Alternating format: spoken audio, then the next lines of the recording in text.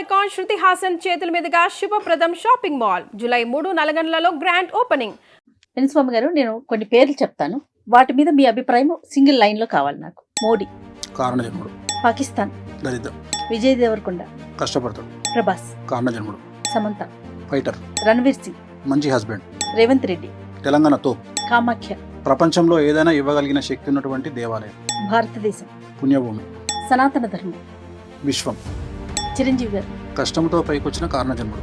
NT Ramarao గారు, యుగ పురుషుడు. జూనియర్ ఎన్టీఆర్, కాబోయే ముఖ్యమంత్రి. రామ్ చరణ్, వంశాన్ని నమ్ముకోకుండా కష్టాన్ని నమ్ముకున్న వ్యక్తి. Anushka, beauty with brain. Rajamouli గారు, 100కి 1000% కారణజన్ముడు. మహేష్ బాబు, అందగాడు. వావ్.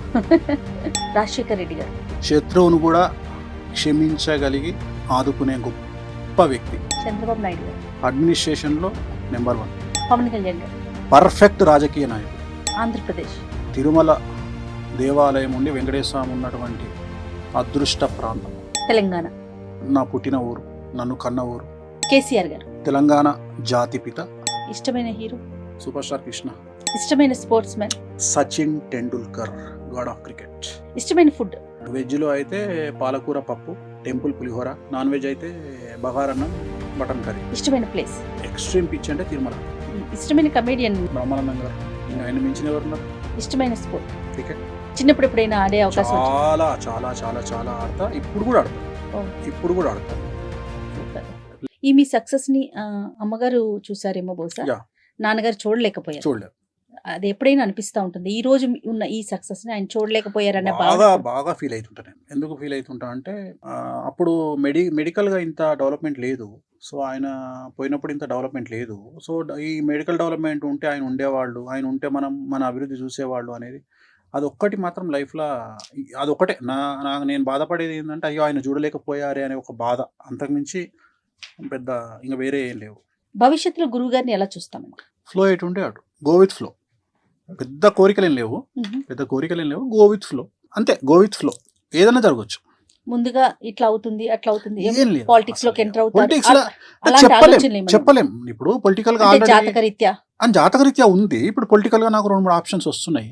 సో ఇప్పుడు ఒకవేళ ఎమ్మెల్యే పునర్విభజన జరిగితే, ఏమైనా కాన్స్టిట్యున్సీలు పెరిగితే కొన్ని ఆప్షన్స్ ఉన్నాయి. నాకున్నాయి, మా ఆవిడ కూడా ఉన్నాయి.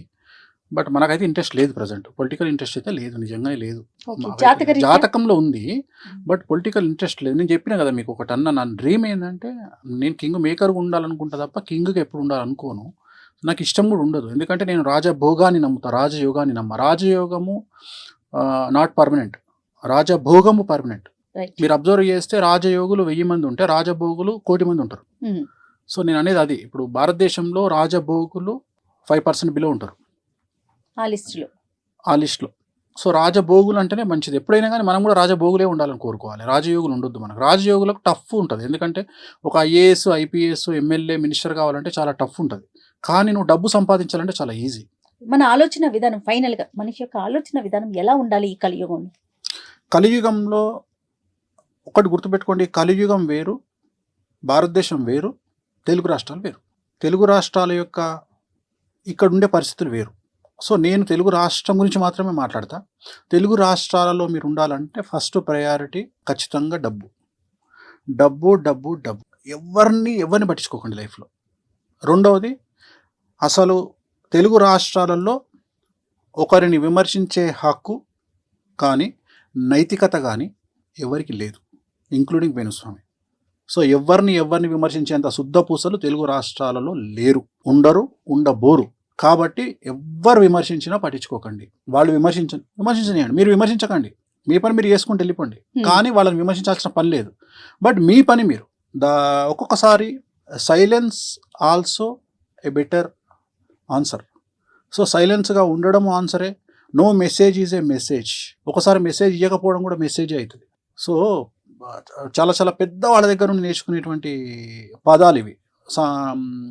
పివి నరసింహారావు గారు ప్రధానమంత్రిగా ఉన్నప్పుడు బాబ్రీ మసీదును కూలగొడుతున్నప్పుడు ఆయన ఫోను, అప్పుడు ల్యాండ్ ఫోన్ ఉండేది, ఆయన ఫోన్ ఎత్తకుండా సైలెంట్గా కూర్చున్నప్పుడు అప్పుడు ప్రసాద్ గారు ఆయన దగ్గర సెక్రటరీగా పనిచేస్తున్నటువంటి ప్రసాద్ గారు, టీటీడీ ఈవోగా పనిచేసిన అతను వచ్చి, సార్ ఏంది సార్ మీరు అంత పెద్ద హంగామా జరుగుతుంది బాబ్రీ మసీదులో, మీరేమో సైలెన్స్గా ఉన్నారు, ఏంది పరిస్థితి అంటే, అరే సైలెన్స్ కూడా ఒక నిర్ణయమేరా బాబు అని చెప్పారంట పెద్ద ఆయన.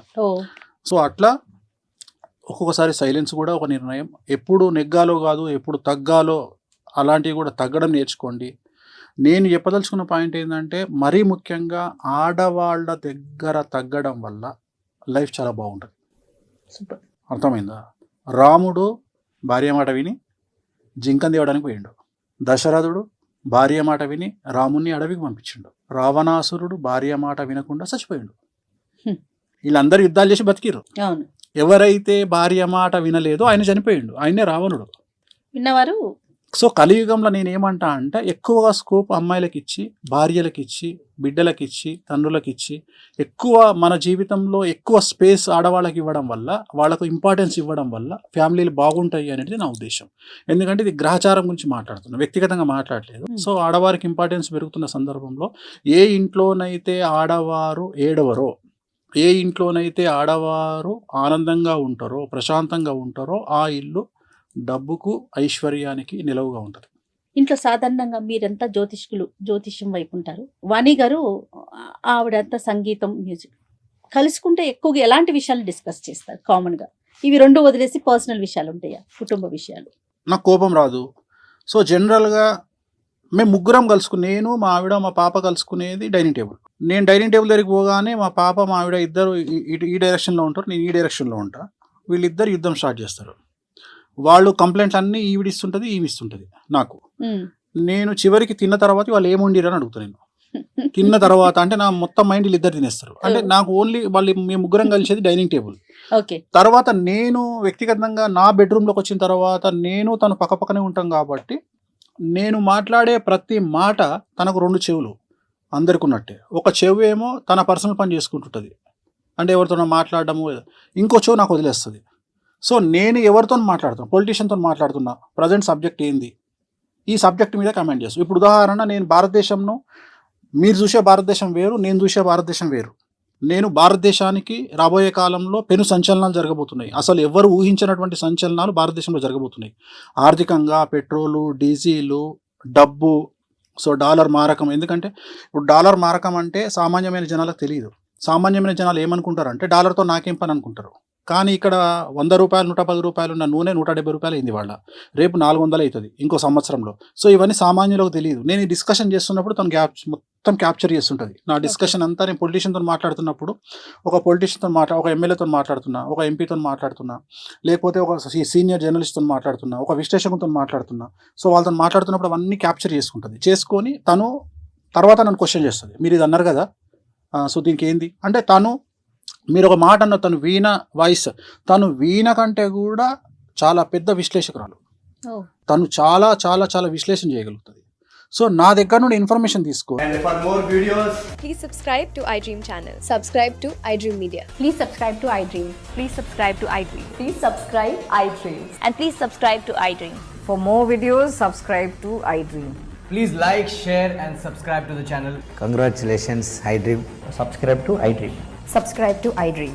So subscribe to iDream Media. iDream ki iDream team andarki huge congratulations. Please subscribe iDream Media. Please subscribe to iDream. Subscribe iDream. Please subscribe to iDream. iDream అంటే నా కళల ఛానల్ సబ్స్క్రైబ్ చేసుకున్న నోరు తిరుగుతలేదు, మీరైతే గంట గుర్తు కొట్టండి. For more such videos, please subscribe to iDream.